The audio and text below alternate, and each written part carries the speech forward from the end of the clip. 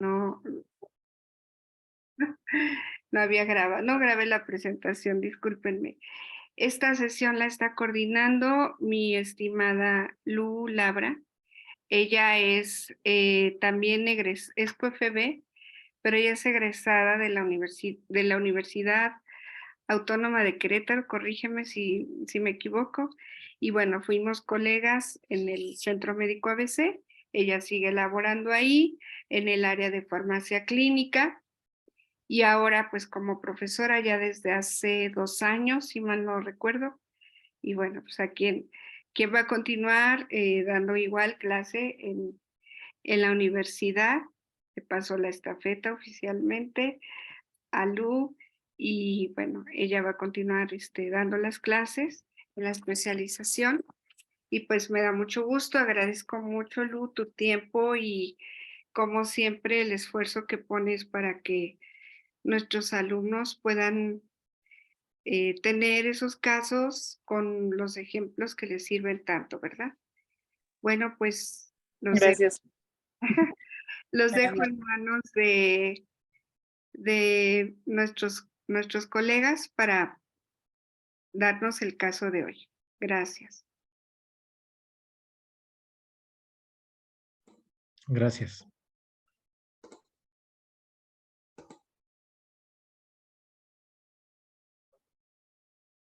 Sí, se ve la pantalla. Sí, ya se ve. Muy bien. Bueno, pues vamos a empezar con esta sesión de formación del día de hoy.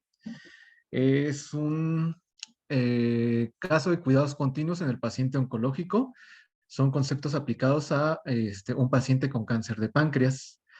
A continuación, mi compañera Consuelo va a dar los pormenores de este caso.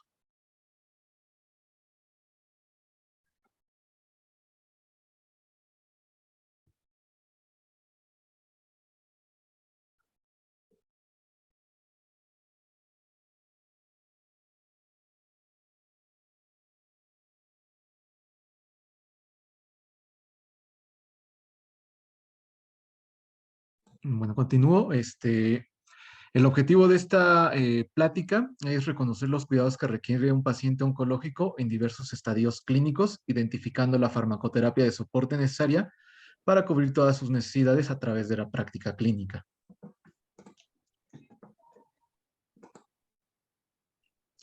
Les presentamos el caso de un paciente del sexo masculino. Tiene una edad de 67 años, pesa 53 kilogramos, tiene una talla de 1.65 metros, una superficie corporal de 1.57 metros cuadrados. Él tiene como antecedentes una disminución de 4 kilogramos, pérdida de peso en un mes, presenta dispepsia y dolor abdominal. Se realizan los estudios correspondientes para establecer un diagnóstico y se llega al diagnóstico de adenocarcinoma mucinoso de páncreas, PT2, N2, M1, quiere decir que este cáncer es metastásico. Para ello se inicia un ciclo de cisplatino con gemcitabina y paclitaxel albúmina. Más bien lleva 5 ciclos con este tratamiento, lo cual le genera alopecia en grado 1, fatiga en grado 1, neuropatía en grado 1, anemia grado 1 y diarrea grado 3. Estas se consideran como toxicidades asociadas a la quimioterapia como tal. Creo que ya puedo abrir micrófono, Consuelo. Sí, ya está. ¿Sí me escuchan? Sí. Okay.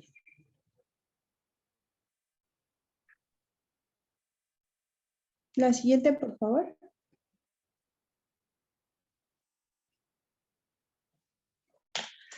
En cuanto a la historia clínica del paciente, podemos observar que en junio del 2019, el paciente presenta dolor abdominal difuso asociado a dispepsia, pérdida de peso no intencional, ictericia, lesión en páncreas, inicia protocolo de estudio. Posteriormente, en septiembre del mismo año, se le practica una pancreatodectomía, preservadora de píloro, y en noviembre se le aplica el primer ciclo de quimioterapia sistémica con nab-paclitaxel, gemcitabina y cisplatino. En enero del 2020 se le aplica el cuarto ciclo de quimioterapia y se detecta toxicidad asociada a tratamiento, fatiga grado 1, alopecia grado 2, que son toxicidades toleradas. Y en febrero del 2020, ya cuando se le aplica el quinto ciclo, también se puede observar que el paciente presenta toxicidad hematológica, anemia en grado 1, neuropatía en grado 1 y diarrea en grado 3. La siguiente, por favor.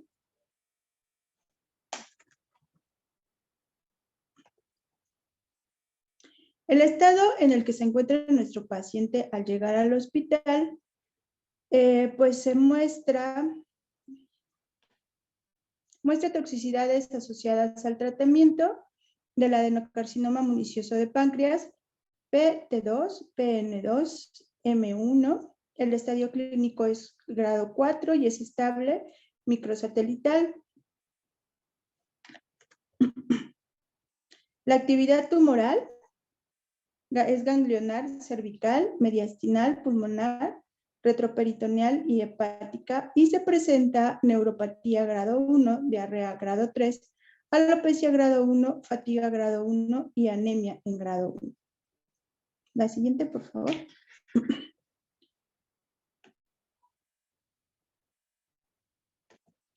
Como marco teórico, podemos decir que el adenocarcinoma de páncreas tiene uno de los peores pronósticos debido a la aparición de síntomas tardíos y la resistencia a las terapias actuales.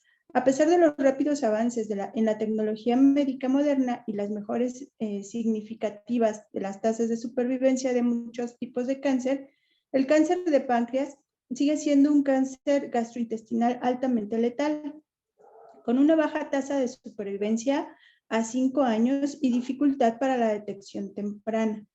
En la actualidad, la incidencia y la mortalidad del cáncer de páncreas aumenta año tras año en todo el mundo.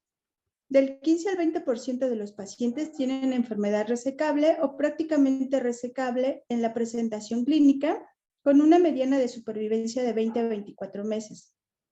El 25 al 30% presentan enfermedad localmente avanzada o irresecable con una media de supervivencia de 8 a 14 meses. La siguiente, por favor.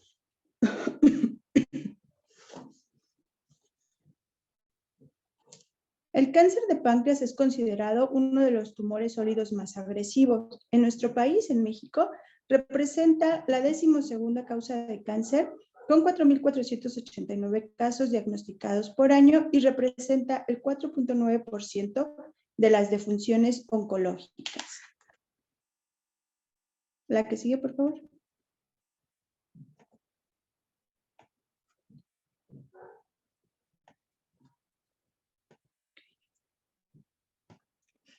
En cuanto a los factores de riesgo, los podemos clasificar en riesgo alto, riesgo moderado y riesgo bajo.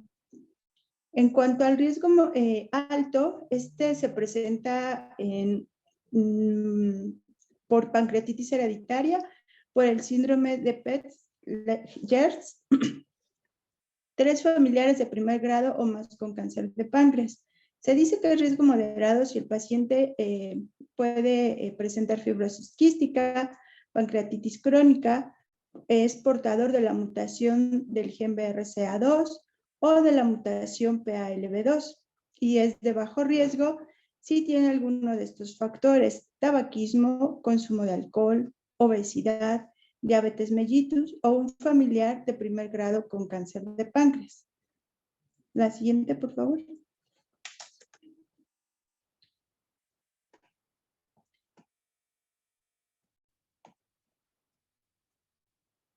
Sin embargo, el paciente pues no presenta antecedentes de riesgo de los expuestos, pero sí presenta antecedentes heredofamiliares. Dentro de su historia, pues él comenta que tiene una hermana con antecedente de cáncer de mama y un tío materno con antecedente de melanoma.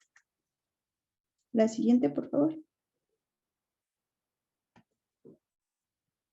Los criterios de selección del tratamiento, para ello se utilizó la escala ECOG, la cual se clasifica se divide en 5 grados.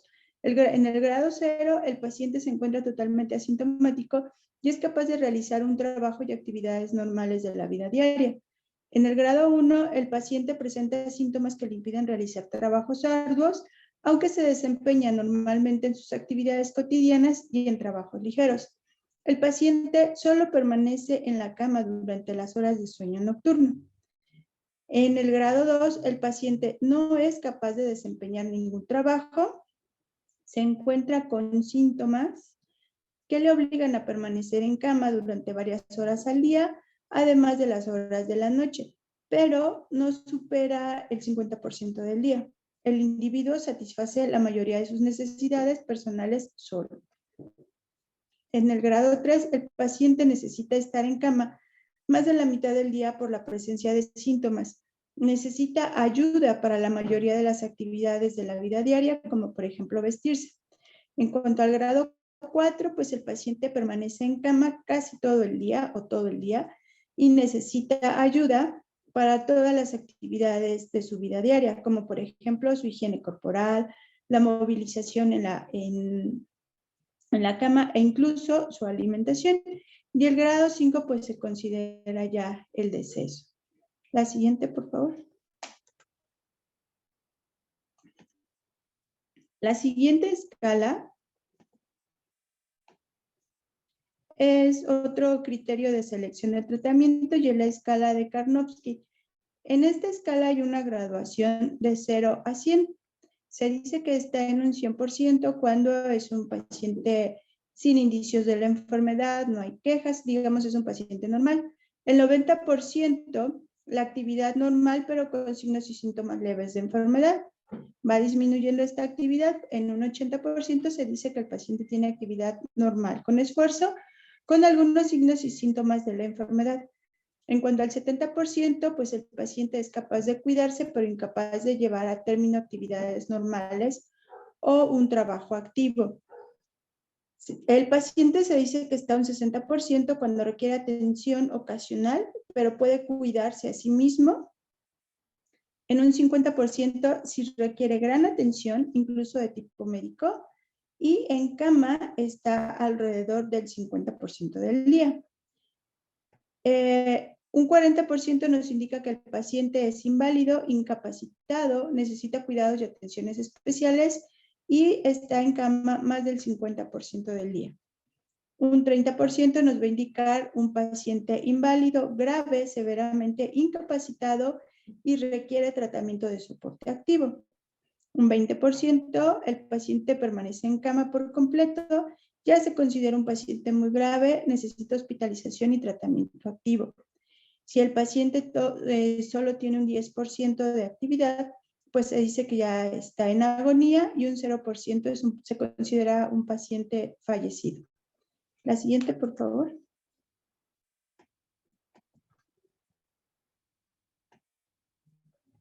Otro de los criterios que también es muy importante viene siendo la guía, en este caso de National Comprehensive Cancer Network, que son las pautas de práctica clínica de la NCCN en oncología para adenocarcinoma pancreático. La última versión es del 6 de diciembre del 2022, es la versión 2.2022.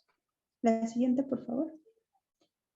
Y debido a que el paciente presenta un ECOG 2, la guía nos sugiere un esquema de tratamiento menos agresivo. Este esquema es una combinación de gemcitabina, paclitaxel unido a albumina y cisplatina.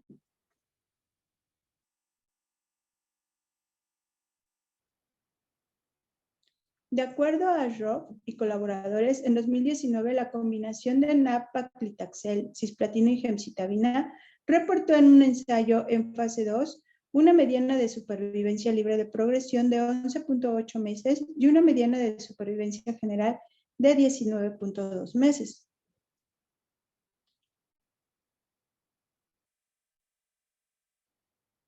Muy bien, y ya como con esos antecedentes de los que mi compañera Consuelo habló, el tratamiento de primera línea establece lo siguiente. Bueno, y para este paciente se indica la administración de 200 miligramos de paclitaxel albúmina por vía intravenosa, los cuales van a ser diluidos en solución salina al 0.9% y se infunden en 30 minutos, seguido de, bueno, también la prescripción tiene cisplatino, 40 miligramos en 500 mililitros de solución salina al 0.9% para 1 hora, y gemcitabina, se indica la administración de 1.600 miligramos en 500 mililitros de solución salina al 0.9% para infundir en 30 minutos. Estas dosis están basadas en el cálculo que se hace de la superficie corporal del paciente, la cual, si recuerdan, es de 1.57 metros. Vamos ahorita a revisar el esquema de tratamiento indicado para este tipo de cáncer.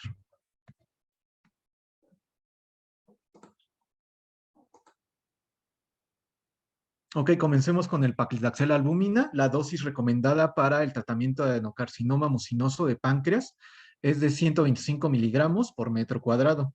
La administración de este medicamento es una perfusión intravenosa. Los días en el que se administra este tratamiento es en el día 1, 8, 15 de un ciclo de 28 días.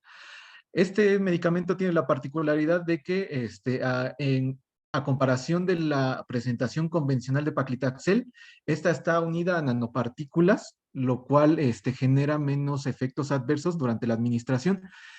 La presentación convencional de paclitaxel, el diluyente de este medicamento es una sustancia que se llama cremofor, que es ácido ricino poliexitelinado.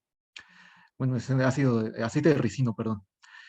Y este compuesto es causante de reacciones adversas en los pacientes. Incluso, bueno, ya esta presentación de paclitaxel albúmina como tal es más fácil de infundir en un tiempo menor.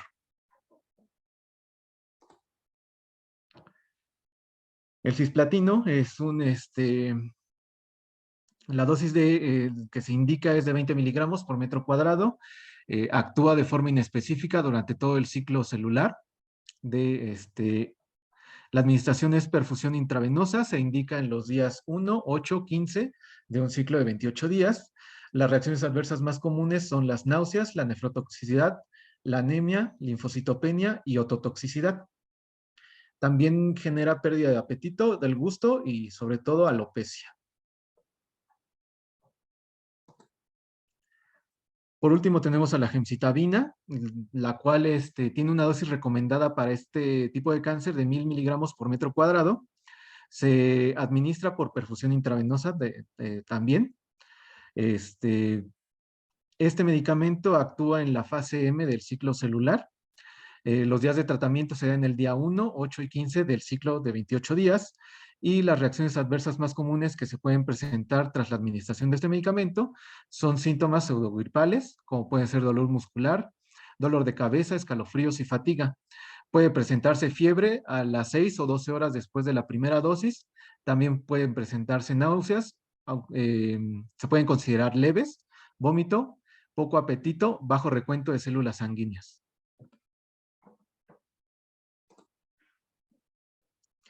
¿Qué medicamentos de soporte se dan en este esquema de tratamiento? De acuerdo con la Multinational Association of Supportive Care of Cancer, que sus siglas son MASC, sus siglas en inglés, el cisplatino está considerado como un fármaco de alto grado emetógeno, del 60 al 90%. Es por ello que se indica la administración de palonocetrón, 0.25 miligramos en bolo, más una infusión de dexametasona de 20 miligramos en 100 mililitros de solución salina, esto para evitar las náuseas que genera este medicamento. Hay que valorar si a partir del día 2 o el día 3, posterior a la administración del medicamento, hay presencia de náuseas. Si hay presencia de náuseas, se puede administrar dexametasona 4 miligramos cada 12 horas por vía oral, también considerando que esté disponible la vía oral. Tanto el paclitaxel albúmina como la gemcitabina tienen un grado emetogénico mínimo o se les considera mínimo, por lo cual no precisa tratamiento.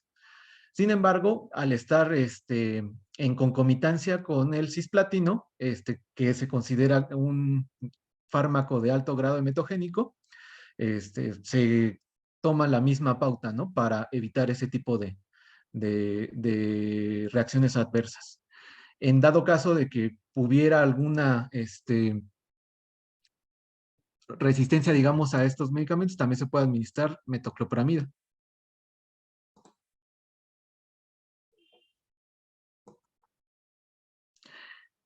De acuerdo a la prescripción que tenemos, este sería el orden de administración del medicamento que se le compartiría al personal de enfermería para que con este orden se vayan administrando los medicamentos que están prescritos.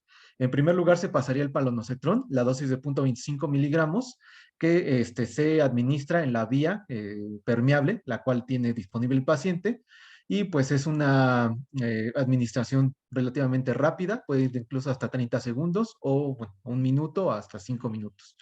La dexametasona, una cantidad de 8 miligramos que se diluye en solución salina, como ya lo comentamos, en un volumen de 50 mililitros, con una concentración de 0.16 miligramos por mililitro. Con esta concentración, este medicamento es estable 24 horas a temperatura ambiente y 14 días en refrigeración, obviamente preparado con las condiciones asépticas que nos exige la norma 249. El tiempo de infusión es de 5 a 10 minutos. Ya el tratamiento con quimioterapia se inicia con paclitaxel albúmina, la dosis de 200 miligramos, que se diluye en cloruro de sodio al 0.9%, con un volumen de 40 mililitros, dando una concentración de 5 miligramos por mililitro. Esta concentración es estable 4 horas a temperatura ambiente o 24 horas en refrigeración desde su reconstitución. Es decir, una vez que se reconstituye el medicamento es que se considera este tiempo de estabilidad, y el tiempo de infusión en el que se administra este medicamento va de 1 a 1.3 mililitros por minuto y se administra en un periodo de 30 a 40 minutos. Posteriormente sigue la gemcitabina, la dosis de 1.600 miligramos, disueltos en solución salina, con un volumen de 320 mililitros, a una concentración de 5 miligramos por mililitro. A temperatura ambiente, a esta concentración la gemcitabina es estable por 24 horas y en dado caso de que se requiera refrigerar, puede ser estable hasta 7 días, pero no se recomienda porque puede haber un riesgo de cristalización del medicamento. El tiempo de infusión que se indica para el personal de enfermería en el cual se debe administrar el medicamento es de 10.6 mililitros por minuto y se recomienda administrarlo en un periodo de 30 a 40 minutos, no sobrepasando los 60 minutos porque puede haber un mayor riesgo de toxicidad. Por último, el cisplatino se administra las dosis de 40 miligramos disueltos en solución salina, de 200 mililitros de solución salina, perdón, a una concentración de 0.2 miligramos por mililitro. A esta concentración, el cisplatino es estable por 7 días. Nada más hay que tener la precaución de protegerlo de la luz. Se infunde a 3 mililitros por hora y bueno, puede ser esta infusión prolongada hasta en un periodo de 6 a 8 horas.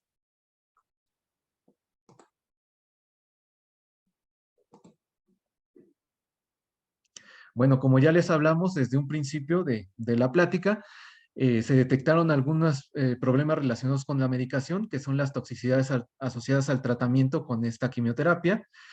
Con base en los criterios terminológicos comunes para eventos adversos, la CTCAE, o bueno, pues con su nombre en inglés, la Common Terminology Criteria of Adverse Events. El paciente, como ya lo mencionamos, presenta anemia grado 1.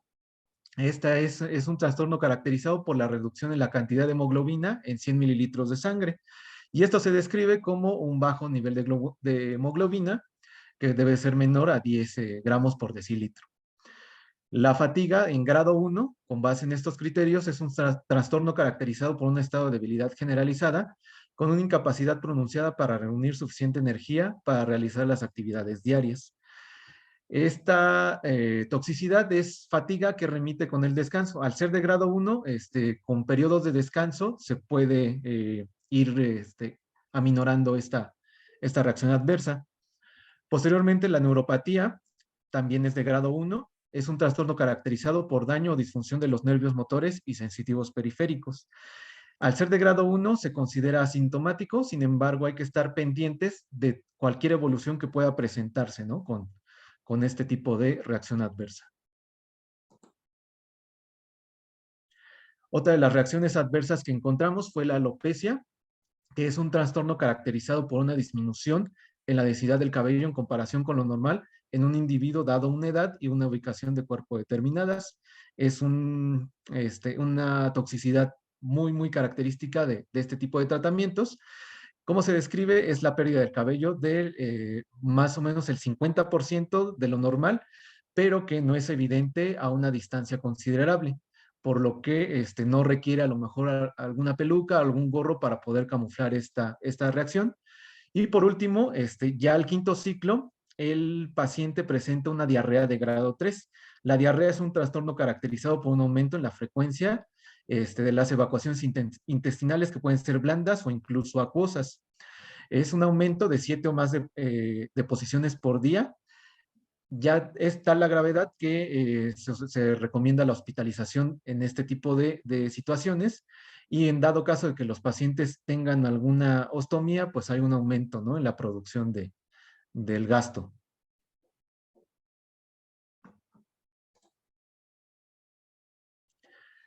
Bueno, como farmacéuticos nosotros debemos estar al pendiente de qué medidas podemos ofrecer al paciente para que tenga una mejor calidad de vida, qué medidas tanto no farmacológicas como farmacológicas se deben de tomar en cuenta para llevar el cuidado de este paciente y, bueno, sobre todo ir aliviando este tipo de toxicidades. ¿Qué medidas farmacológicas podríamos considerar en la anemia? Pues la anemia genera fatiga. De hecho, estas dos toxicidades van de la mano.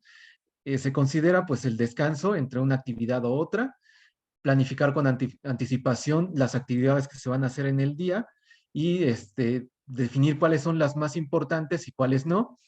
Evitar las actividades que le producen dificultades para respirar o acelerar su ritmo cardíaco, a lo mejor ejercicios de mediana intensidad, por ejemplo.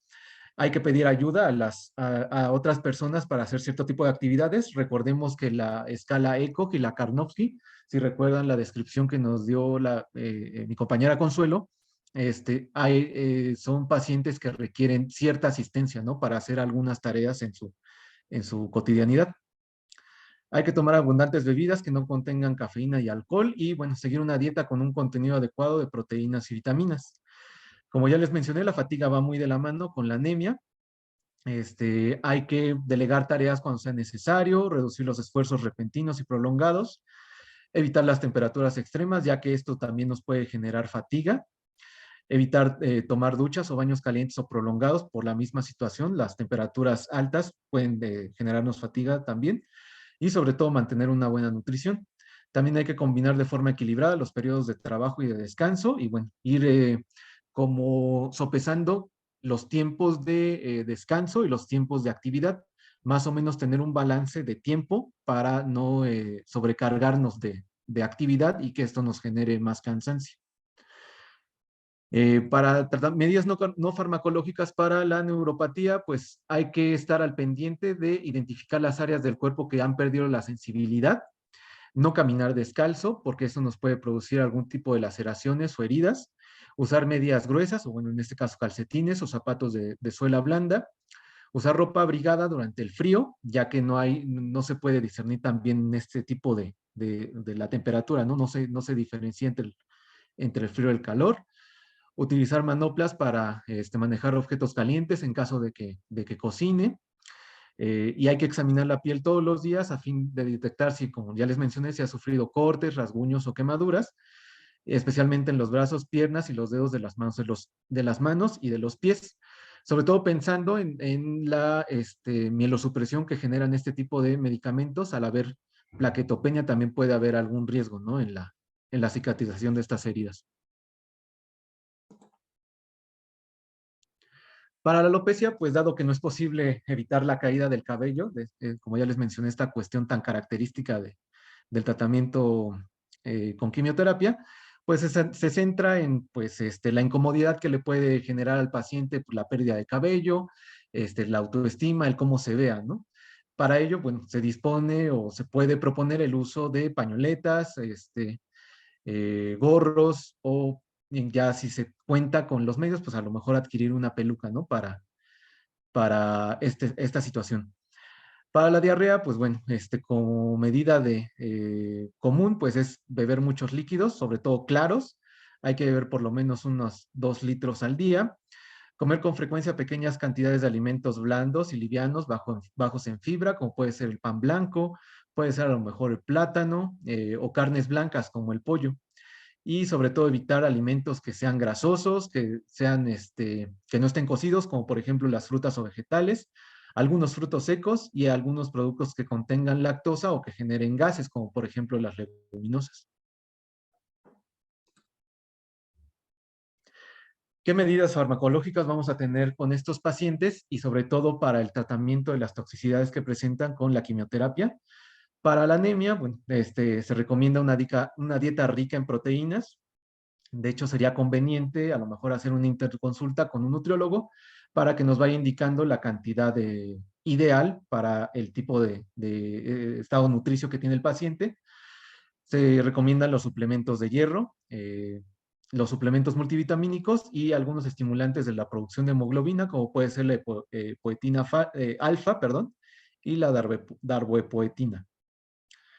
Para fatiga, pues no aplica, ya más que nada aplican aquí las medidas no farmacológicas que ya mencionamos.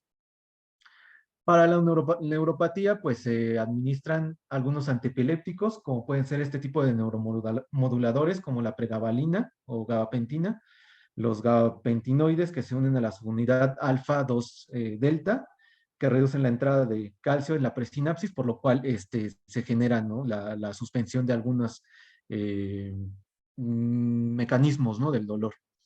También se recomiendan algunos antidepresivos tricíclicos como la mitriptilina, la imipramina, inhibidores de la recaptación de serotonina. Comúnmente estos son recetados como antidepresivos, pero también se recetan para el dolor neuropático. Y algunos agentes tópicos como la lidocaína o parches de capsaicina.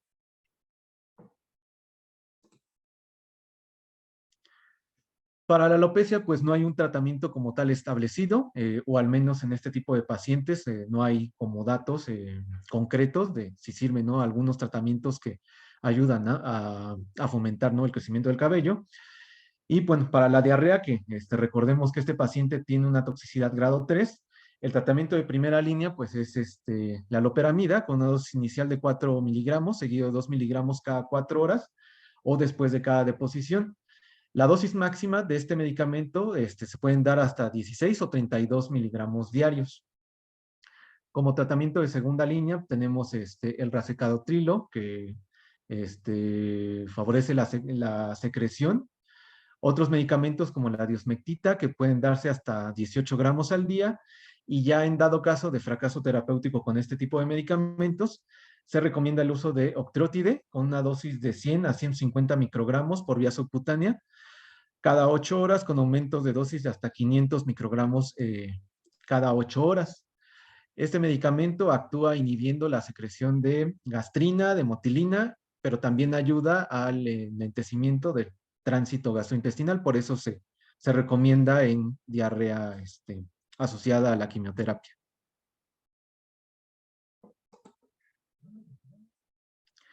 Y bueno, como tal, el seguimiento que se le va a hacer al paciente, nosotros como farmacéuticos debemos de realizar un seguimiento farmacoterapéutico. Para ello nos debemos de apoyar en un formato que nos ayuda precisamente a identificar cualquier problema que pudiera tener el paciente con los medicamentos que utiliza, que se llama perfil farmacoterapéutico. En este perfil farmacoterapéutico se pueden anotar tanto las alergias, los medicamentos de uso crónicos, una vez que se hace la conciliación de los medicamentos, se identifican a lo mejor interacciones o algunos problemas relacionados con los medicamentos que pueden ir desde necesidad, estar seguro si el paciente necesita algún medicamento, o por ejemplo en este caso podemos observar que el paciente presenta diarrea pero no tiene un medicamento como tal, Entonces se puede hacer la observación con el médico para sugerir a lo mejor un tratamiento, ¿no? Que le pueda ayudar con este problema. Y bueno, se hace el seguimiento para ver que el paciente obtenga el mejor beneficio de los medicamentos y bueno, para vigilar, ¿no? La adherencia a su tratamiento. Sobre todo que bueno, tenga el mejor aprovechamiento, perdón, de los medicamentos. Y bueno, como tal, se deben de hacer pruebas de monitorización clínica. Se recomiendan las pruebas de función renal. Como ya mencionamos, el cisplatino es un medicamento nefrotóxico. Entonces, por lo tanto, se recomienda hacer este monitoreo de creatinina, de electrolitos séricos, pruebas de función hepática, como por ejemplo transaminasas, y como ya lo mencionamos, biometrías hemáticas, que bueno, tienen que ver con el recuento de las células rojas y las células blancas de la sangre. Recordemos que bueno, cada medicamento de este esquema de tratamiento presenta una DIR, entonces hay que estar al pendiente de más o menos en qué días se presentan los recuentos más bajos, ¿no? de células blancas.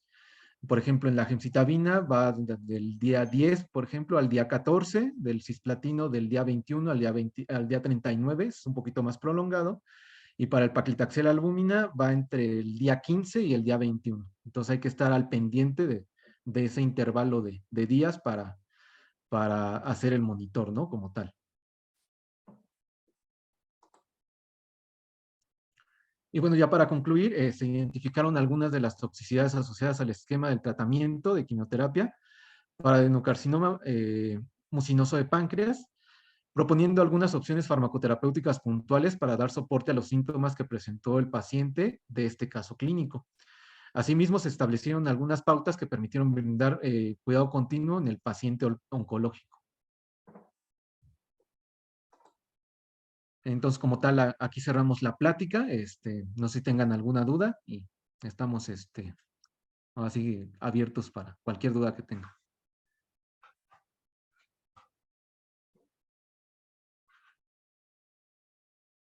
Profesora Lu, muchas gracias, Saúl y Consuelo, por el caso. Me pareció muy bien, ordenado.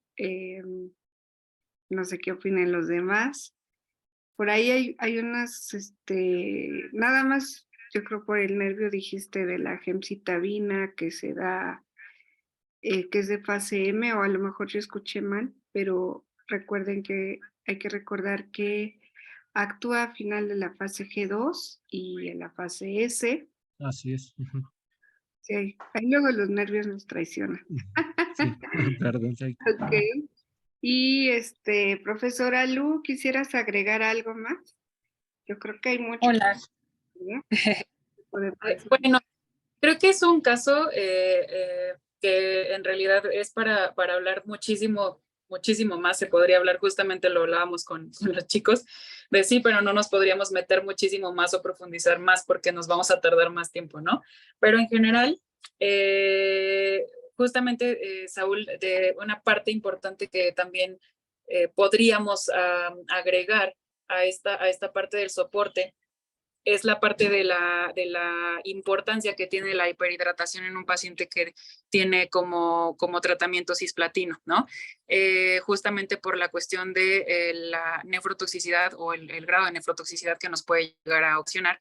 Y sería o valdría la pena que lo agregáramos como un medicamento más, a pesar de que no es un medicamento propiamente dicho, pero sí, o bueno, sí lo sería en la parte de la premedicación, ¿no? Que creo que sería lo único que podríamos agregar como antes del palinocetrón y antes de administrar toda la parte de premedicación para la emesis, para prevenir la emesis, justamente tendríamos que o podríamos agregar o cuidar esa parte de que esté hiperhidratado el paciente, ¿no? Pero en general ha sido un caso clínico que nos ha dado muchísimo para poder comprender cuál es nuestro papel como farmacéuticos, ¿no? De estar cuidando el soporte que tienes que darle a un paciente desde la premedicación, desde antes del tratamiento, y cuando ya presenta toxicidades, todo lo que nosotros podemos cuidar en el paciente, ¿no? Pero podemos dar como espacio a las preguntas y ya hacemos más comentarios para complementar al final. El problema es que no hay preguntas en el chat. Yo quisiera preguntarles, la comunicación, ¿cómo es lo ideal que se dé? Porque hablamos de que cuidamos al paciente, pero si bien es cierto, directamente, a veces en algunas instituciones no se le permite al farmacéutico abordar directamente al paciente y porque el responsable del paciente es el médico tratante. Entonces, qué técnicas o qué es lo que aprendieron Saúl y Consuelo o qué nos sugieren como para decir, ay, propongo que se le dé este medicamento al paciente porque tiene este grado de diarrea, por ejemplo, de los que presentaron? ¿Cómo harían la recomendación? ¿Qué recomiendan a nuestros colegas? Olu, si quieres dejar de compartir, déjame dejar de compartir para que se puedan ver, Saúl, para que los podamos ver y puedan contestar. ¿Vale?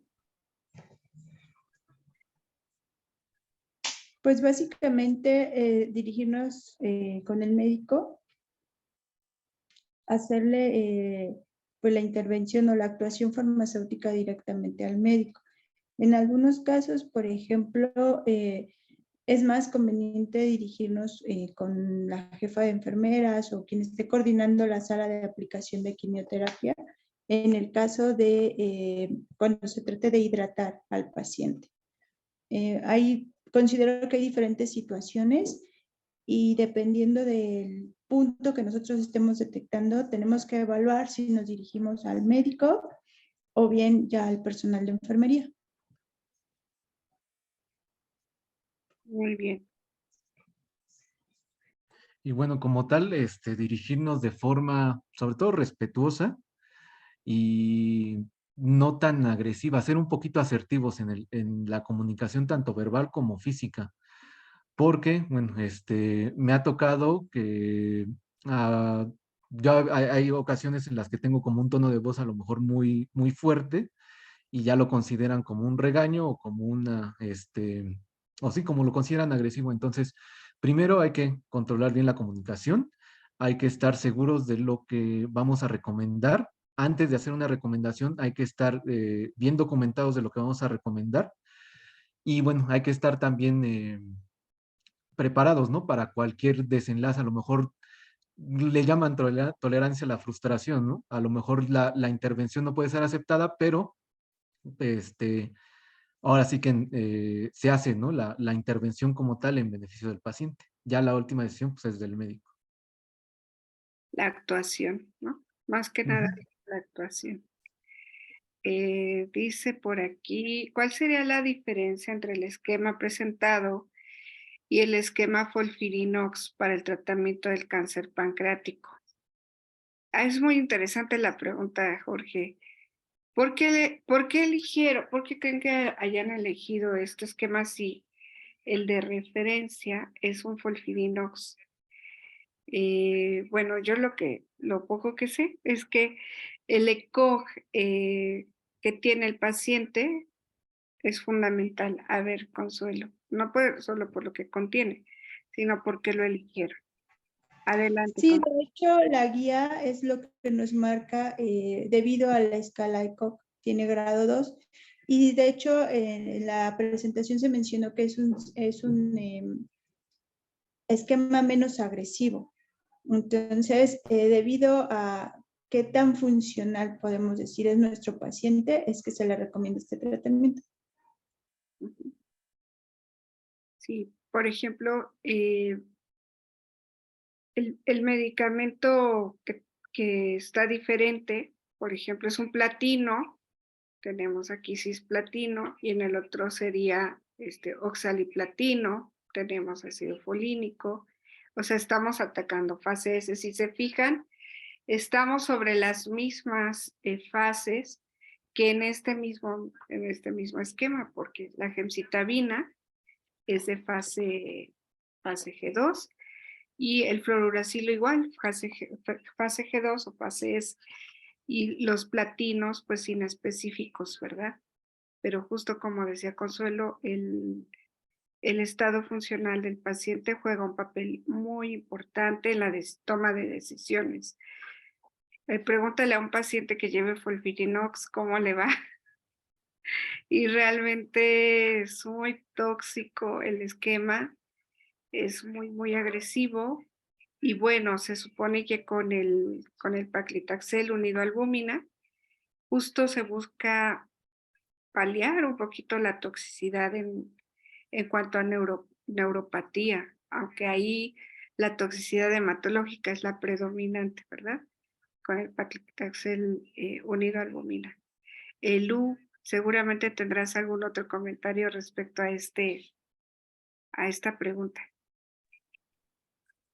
No, realmente sí, es justamente esta cuestión por la que se decidió incluir en la presentación la parte de criterios de selección de tratamiento, porque mencionábamos que era un esquema que como tal no era el de primera línea cuando tú decides qué darle a un paciente con adenocarcinoma de páncreas, ¿no? Pero justamente es un paciente que se tiene que considerar también la edad, ¿no? Porque es un paciente que no es comparado con un paciente de, no sé, 30 años, 40 años que pueda recibir y que está en un estado funcional del 100%, a un paciente pues que ya estás considerando casi geriátrico, y que va a tener muchísimo más repercusión por las toxicidades de estos tratamientos, ¿no?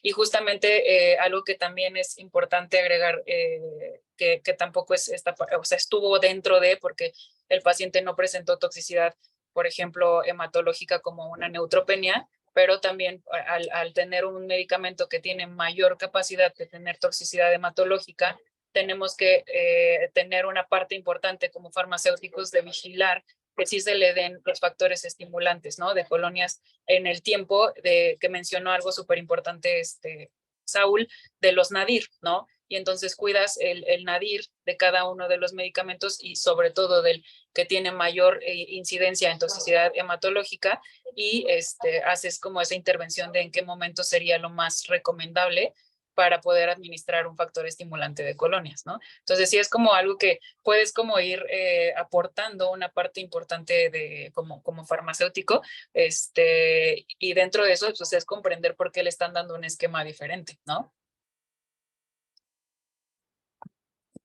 Excelente. ¿Alguna otra pregunta? Déjenme ver.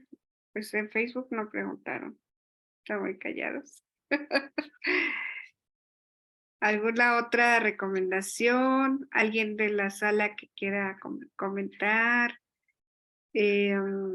Hola Sandy, buenas noches. Ay, hola, qué gusto. Bienvenida a MEFO. Muchas gracias. Oye, yo sí quiero comentar algo. Hablaban de la comunicación y yo creo que sí es muy importante y creo que sí se practica. Es muy importante sobre todo para las interacciones de medicamentos por lo del catéter que manejamos nosotras las enfermeras. Ya ves que para poner cisplatino pues lleva electrolitos y luego hay medicamentos que no son compatibles. Entonces algo que ustedes nos ayudan es eso, a orientarnos cómo podemos ministrar los medicamentos sin que nuestro catéter se dañe, porque esa es nuestra herramienta de trabajo y obviamente pues si no tenemos eso con ese tipo de pacientes, sí es muy difícil tratarlos. Muy útil tu comentario, Yola. Muchas gracias. A ti, Sandy. Debo presumir que Yola lleva muchos años ejerciendo como enfermera oncológica y es un gran gusto, ¿verdad? Que pueda ella estar aquí siendo parte de AMEFO, porque nos va a aportar mucho. Igual tenemos varias enfermeras oncólogas, Yola, y ya podríamos formar después algún grupo específico con recomendaciones, ¿verdad? De enfermería. Muchísimas gracias, Yola. A ti, Sandy. ¿Puedo yo hacer un comentario también? Porque justamente no sabía que había enfermeras en en el grupo.